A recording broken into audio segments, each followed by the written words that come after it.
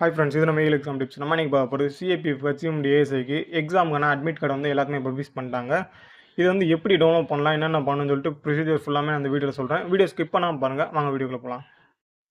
Okay, first இதுக்கான direct link வந்து நான் வந்து டிஸ்கிரிப்ஷனில் பின் பண்ணுறேன். அதை வந்து கிளிக் பண்ணி நீங்கள் ஓப்பன் பண்ணிக்கலாம். சரிங்களா? ஃபஸ்ட்டு என்ன பண்ணால் பிஎஸ்எஃப் ரோல் நம்பர் இருக்குல்ல, இதில் வந்து உங்களோட ஃபிசிக்கல் அட்மிட் கார்டில் 24 சம்திங்கில் ஸ்டார்ட் ஆகும். 24/11 சம்திங்கில் ஸ்டார்ட் ஆகும். அந்த நம்பரை வந்து நீங்கள் இதில் வந்து என்டர் பண்ணுங்கள். பாஸ்வேர்டு பார்த்தீங்கன்னா உங்களோட டேட் ஆஃப் பர்த் இருக்குல்ல, இப்போ வந்து ஃபஸ்ட்டு வந்து டேட்டு, 2வது மந்த்து, 3வது வந்து இயரு.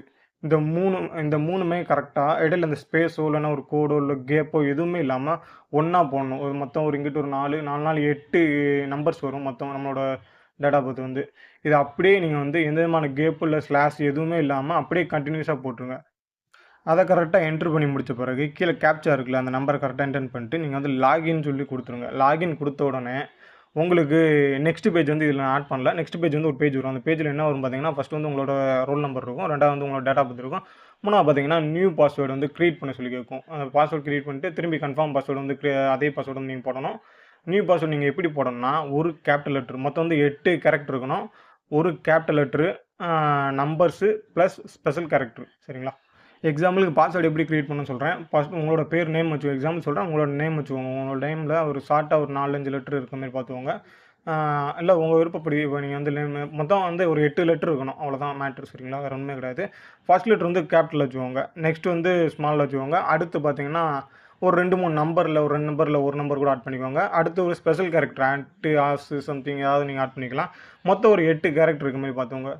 சேஞ்ச் பாஸ்வேர்டு கீழே ஒரு ஆப்ஷன் இருக்கும். அதை நீங்கள் கொடுத்தோடனே பாஸ்வேர்டு சேஞ்ச் ஆனோடனே ஃபஸ்ட்லேருந்து உங்களை லாகின் பண்ண சொல்லலாம். ஆல்ரெடி வந்து அந்த ரோல் நம்பர் இருக்குல்ல, 24/11 சம்திங் ஸ்டார்ட் ஆகும். அந்த ரோல் நம்பரை போட்டு இப்போ நியூவாக க்ரியேட் பண்ண பாஸ்வேர்டை போட்டு நீங்கள் லாகின் பண்ணுங்க. லாகின் பண்ணதும் உங்களுக்கு இந்த பேஜ் வரும். இந்த பேஜில் மேலே அந்த ஒரு 3 டாட் கோட் இருக்குல்ல, அந்த கோடை கிளிக் பண்ணோடனே உங்களுக்கு வந்து இந்த பேஜ் வந்துடும். இந்த பேஜில் வந்து உங்களுக்கு வந்து அட்மிட் கார்டுன்னு ஒரு ஆப்ஷன் இருக்குது பார்த்தீங்களா, அந்த ஆப்ஷனை வந்து நீங்கள் கிளிக் பண்ணோடனே உங்களோட அட்மிட் கார்டு வந்து டவுன்லோட் பண்ண சொல்லி கீழே கேட்கும். இந்த அட்மிட் கார்டுன்ற ஆப்ஷனை நீங்கள் கிளிக் பண்ணோடனே உங்களுக்கான அட்மிட் கார்டு வந்து டவுன்லோட் ஆகிரும். அந்த டவுன்லோட் ஆனப்போ நீங்கள் வந்து பிடிஎஃபாக அதை வந்து பிரிண்ட் பண்ணிக்கலாம். அந்த அட்மிட் கார்டில் உங்களோட டேட் ஆஃப் பர்த், நேம் எல்லாமே கரெக்டாக இருக்கான்னு செக் பண்ணிங்க. ஆல்ரெடி நீங்கள் என்ட்ரு பண்ண டீட்டெயில் தான் இருக்கும். வேறு எதுவுமே மாற்றி அதுவே என்ட்ராகி மாறி வர்றதுக்குலாம் சான்சஸ் இல்லை. நீங்கள் ஆல்ரெடி அப்ளிகேஷனில் என்னென்ன டீட்டெயில் கொடுத்தீங்களோ அதுதான் உங்களுக்கு வந்திருக்கும். இந்த ஆல் டிக்கெட்டை மறக்காமல் உங்களோட எக்ஸாம் எந்த டேட்டும் பார்த்துக்கோங்க, எந்த சென்டரும் பார்த்துக்கோங்க. சென்டர் எங்கே இருக்குது எல்லா டீட்டெயில் நான் கலெக்ட் பண்ணிக்கோங்க. கரெக்டாக சென்டருக்கு போய் ரீச் ஆயிருங்க. ஏன்னா மேக்ஸிமம் எல்லாருக்குமே ஒரே சென்டர் மாரி தான் கொடுத்துருக்காங்க. ஒரு சிலருக்கு வந்து சென்டர் மாறி 2-3 சென்டர் மட்டும் மாற்றி கொடுத்துருக்காங்க.